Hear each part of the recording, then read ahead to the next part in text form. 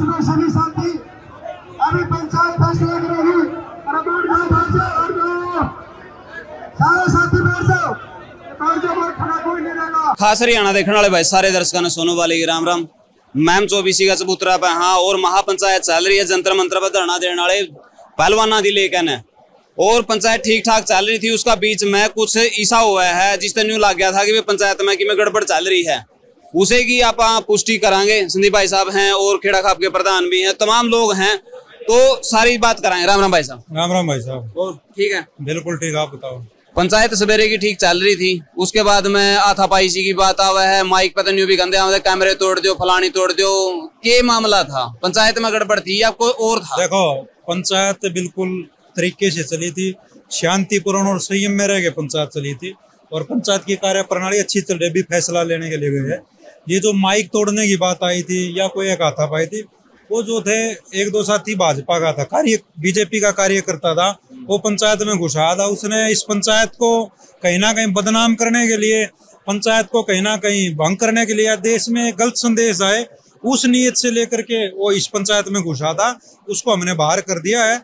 तो ऐसी कोई बात नहीं है, पंचायत शांतिपूर्ण है, पंचायत में एकता है और एकता ही रहेगी, सबका एकजुट एक मत फैसला होगा। तो क्या कुछ लोग ऐसे भी हैं जो इसका मैं इस्तीफा हाईजैक करके फैसले को बदलने की भी कोशिश करी जाना है? देखो, आदमी तो हर तरह के होते हैं, लेकिन उन लोगों को पंचायत ने पहचान लिया है, उनकी पहचान कर दी, उनको अलग कर दिया है। वो यहाँ चबूतरे पे हैं भी नहीं। अब 2-4 अज्ञात तक तो घुस गए थे जो भाजपा से संबंधित थे और उनको जो है उनका जवाब मिल गया। राम राम जी। राम राम। पंचायत चल रही है, पहला भी छोटी छोटी जगह पंचायतें हुई हैं, लेकिन कोई बड़ा फैसला लगे नहीं निकल का आया जिसकी आप कैस कहा कि भाई उन दिन न्याय मिले हो। तो आज तमाम जितनी भी खापे हैं वो सारी की सारी आ रहे हैं, उनके प्रतिनिधि सारे के सारे आ रहे हैं और फैसला लेने खातर भी जा रहे हैं।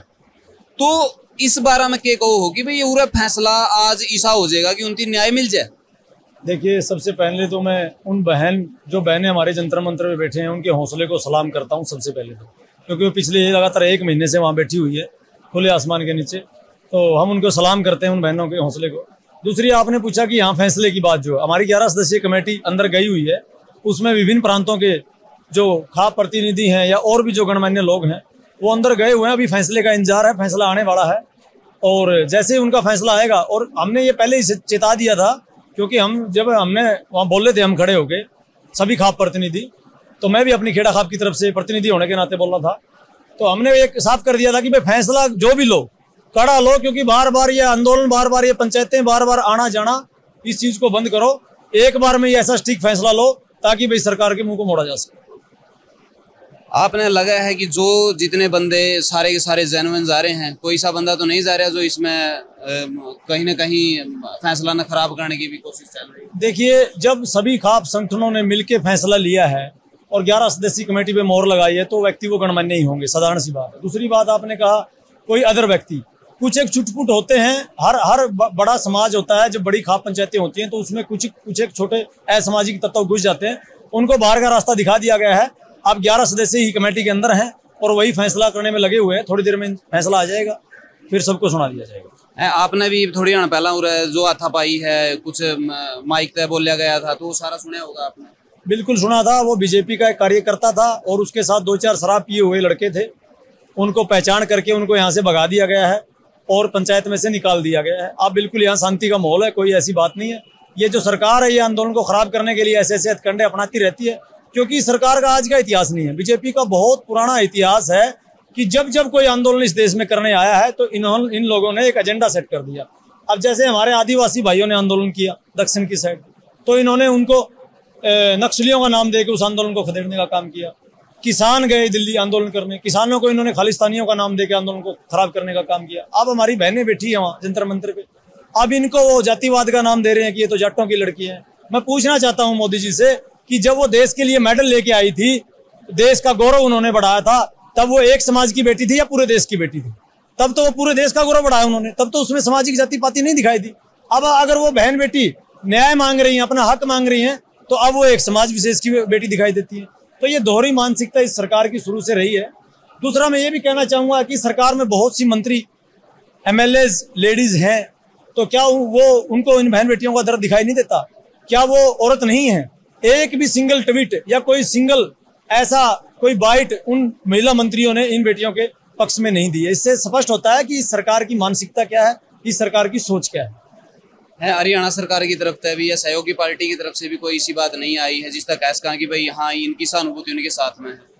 देखिए, वही मैं कहना चाह रहा हूं ना कि बीजेपी की एक भी एमएलए या मंत्री महिला की एक भी सिंगल ट्वीट नहीं आया। वो मैंने बोल तो दिया कि इससे सरकार की सोच दर्शाती। अब ये मोदी जी कहते हैं कि बेटी बचाओ बेटी पढ़ाओ। मैं पूछना चाहता हूं मोदी जी से, किससे बचाएं हमारी बहन बेटियों को?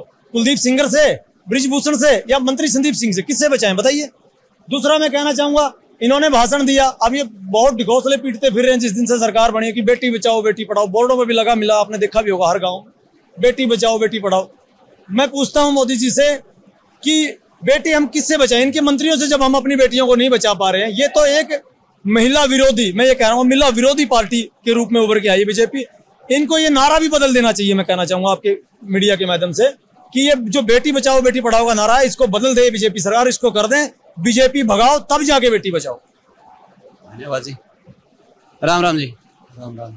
के कुछ कहना चाहोगे इस पूरा प्रकरण यही का? कहना चाह रहे जी, अंदर कमेटी गई हुई है, वो जो भी फैसला लेगी उस पर हम फूल चढ़ाने का काम करेंगे। राम राम जी। राम राम जी। आप भी तो शब्द कह दो। जगह को नहीं शब्द कहना है। हाँ, मैं तो इतने शब्द जाना वाला लट्ठा का बेटी बचानी पड़ेगी, हमारी बेटी नहीं बचाएंगे। लाठर गंडा से ठहर लेंगे, जो ही बेटी बचावांगे। बंदूक तो हमारे पास है नहीं, पैसे हमारे पास है नहीं के साथ लड़ाई का। हमारा तो हाथ में किसान के लठर जेड़ी है, उतन ठहर लेंगे उतन हमारी वो बेटी बचे। इतना बचन नहीं देगा सरकार। इतनी भ्रष्टाचार सरकार है, इतनी गंदी सरकार हमने देखी नहीं आज तक। हमारे बाप दादा भी कह करते भैया दुष्कर्म पार्टी है, व्यापारी पार्टी है, देश ने बेच देगी। जात बेच दिए, रेल बेच दी, किसान बेच दिए, जमीन बेच दी, हमारी बेटियां की इज्जत बेच दी, तिरंगा झंडा बेच दिया। हमारा पल्ला रहा नहीं तो हमें लट्ठर गंडासिया सारा जुआंगे, हमने जोड़ने का कोई रास्ता नहीं। हम तो जय हिंद जय धन्यवाद करना चाहूँ भारत को। सरकार तो है ही नहीं रही, ये तो एक भ्रष्टाचारियों का टोला है, गिरोह है, ये तो एक लुटेरों का। सरकार नाम की कोई चीज है ही नहीं। आपने इस पूरा प्रकरण का बारे में के कुछ लाग गया नीचे कमेंट बॉक्स में आप जरूर बताइए। वीडियो ने शेयर कर दिया। मिला नेक्स्ट वीडियो में, तब तक के लिए जय हिंद, वंदे मातरम, जय जवान जय किसान।